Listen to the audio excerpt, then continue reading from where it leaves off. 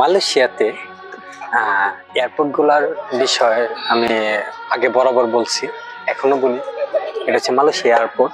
এয়ারপোর্টে আসলাম আমরা। এটা হচ্ছে এয়ারপোর্টের রেস্ট এরিয়া, যাত্রীদের রেস্ট এরিয়া। এটা রেস্ট এরিয়াতে যাত্রীরা এখানে রেস্ট করে। প্রায় সময় কি বিমান উঠানামা, প্লাস প্রায় সময় দেখা যায় কি বিমান একটু বিলম্ব হয়, ঘন্টা 2 ঘন্টা 5 ঘন্টা 10 ঘন্টা এরকম।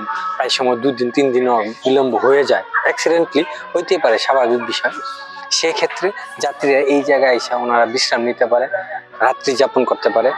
একটা ভালো একটা সুন্দর একটা পরিবেশ, ঠিক আছে, যেটা আসলে অ্যাভেলেবল সব জায়গায় দেখা যায় না। মালয়েশিয়াতে এই জিনিসটা আমি দেখছি। আর এখানে আরেকটা জিনিস লক্ষ্য করেন, এই যে পরিবেশটা দেখতেছেন, মানুষকে আগ্রহী করে তোলার মেইন পয়েন্ট হচ্ছে এই জিনিসগুলা। আপনি মালয়েশিয়াতে টুরিস্টে আসবেন কেন, সেটার কারণ হচ্ছে এই জিনিসগুলা। ফুলের বিষয়গুলো তো আপনাদের সাথে উল্লেখ করলাম।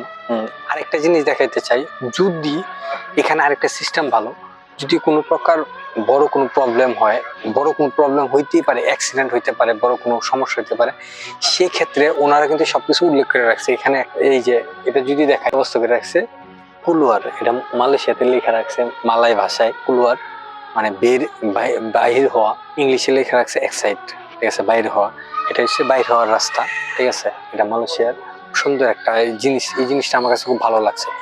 আরেকটা জিনিস দেখাতে চাই, যদি আগুন লাগে তাহলে করণীয় কি। আগুন লাগার পর করণীয়টা হচ্ছে এই যে এখানে কিন্তু সবকিছু স্ট্যান্ড বাই রেখে দিছে।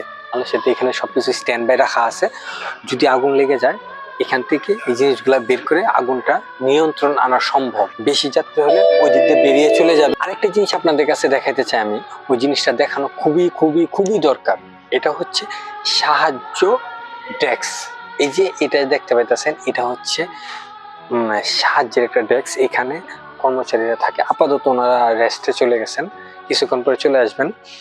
এখানে আপনার যে কোনো সমস্যা, আপনার শরীর অসুস্থ, আপনার ফ্লাইট কয়টার দিকে যাবেন, বা আপনি নতুন আসছেন এয়ারপোর্টে, কোনো কিছু বুঝেন না, সেক্ষেত্রে এখানে যে কোনো সমস্যার সমাধান পেয়ে যাবেন আপনারা জাস্ট খালি অসুস্থতা, যে কোনো প্রবলেম ওনাদের সাথে শেয়ার করলে 4 থেকে 5 মিনিটের মধ্যেই ওনারা এটা সমাধানের চেষ্টা করে। এটা হচ্ছে দেশের বাইরে প্রতিটা ক্ষেত্রে আপনার যে কোনো সমস্যা, যে কোনো কিছু, ওনারা সবসময় অ্যাক্টিভ থাকেন, ঠিক আছে। আপনাদের জন্য, আপনাদের সেবার জন্য সবসময় ওনারা অ্যাক্টিভ থাকেন। সেই জন্যই আমি আমাদের বর্তমান দেশের যে প্রধান উপদেষ্টা আছেন, ওনার কাছে আমি অনুরোধ করতেছি, একজন প্রবাসী হিসাবে অনুরোধ করতেছি, আপনি এরকম একটা সুবিধা আমাদের জন্য করে দেন, ঠিক আছে। আমাদের বাংলাদেশে অনেক প্রবলেম, এয়ারপোর্টে অনেক প্রবলেম ফেস করতে হয়।